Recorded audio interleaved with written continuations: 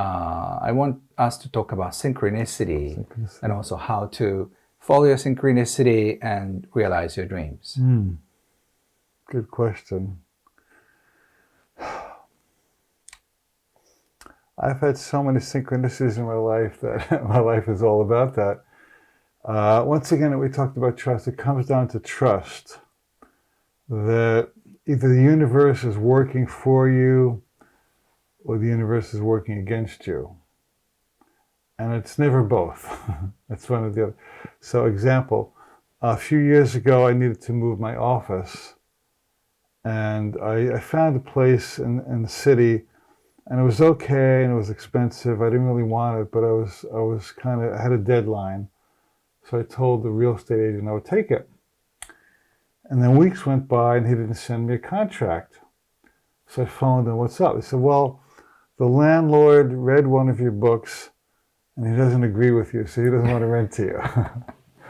So I said, well, isn't that illegal? He said, yeah, but he probably don't want to make a big deal out of it. So I said, I could forget about it.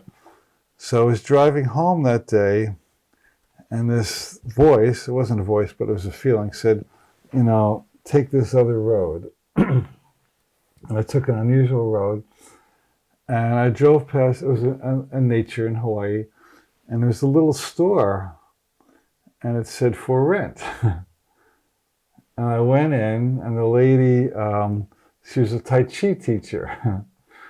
And it was half the price of the other place. It was 10 minutes from my house, and it was in nature. And I rented that, and we had that office for a number of years. I'm sure she loves you too. Well, hopefully. But I mean, the point is that that landlord saying no was not a dead end. It was like a T. Instead of the end, it was pushing me in another direction, and that no was leading me to a better yes. So I could have fought with a guy, but what's the use? So I just trusted, and it took me to my perfect place. I mean, who organized that? Yeah, that's amazing. But I think for a lot of people, when you get no, the potential landlord read your book and he said no, that's like a big blow to your ego or like your system. Well, you didn't take no for a big deal? Not everybody's as smart as my readers. That's a great attitude. Yeah. It's always, the universe is always working to help us. It really is. If you can figure that out, then, a lady called into my radio show and she said, I was dating this guy and he told me, don't call me, don't text me anymore. What should I do? And I said, why would you want to go out with a guy who doesn't want you? I said, he doesn't appreciate you. And I said, there's somebody else out there who wants you.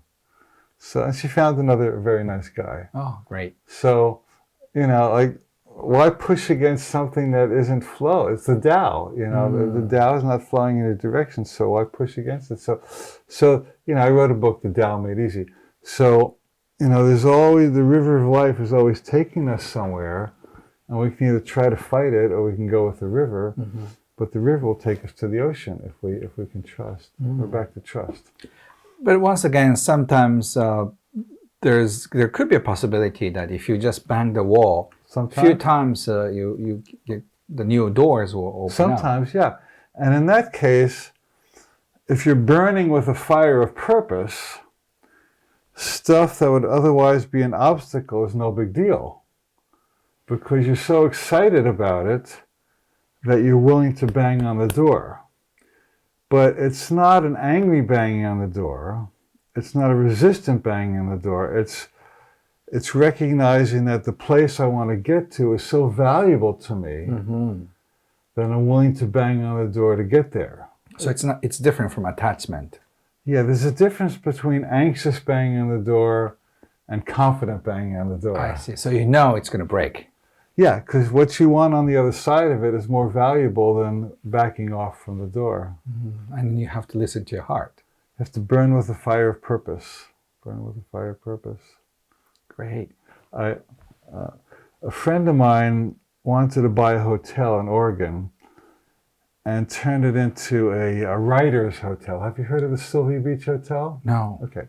So she found this really cool hotel on the ocean, on the beach in Oregon. And she wanted to have it a place that honored great writers, like Honda Ken-san and Hemingway and this one, that one. And so she wanted to buy it, and she applied for a loan to purchase this hotel, and she was turned down. She applied for another loan, turned down. She applied for 30 loans until she finally got a loan. And then she said to her friends, come and help me decorate the hotel. And so they made one room for Hemingway and one room for Edgar Allan Poe and one room for Dr. Seuss. And Wow. one room for J.K. Rowling, in their decor, their kind of furniture. And Dr. Seuss had the Cat in the Hat and that kind of thing. And she said, okay, if you help me decorate a room, I'll give you 2 weeks free in the hotel every year. That's great. Yeah. And so she developed this hotel, and it became extremely popular because people from all over the world wanted to come and stay in the hotel. And they would have discussions in the evening about the different poets and different ways. And it's still going. Now, I think I was there like 25 years ago. It's still going strong. It's called the Sylvia Beach Hotel.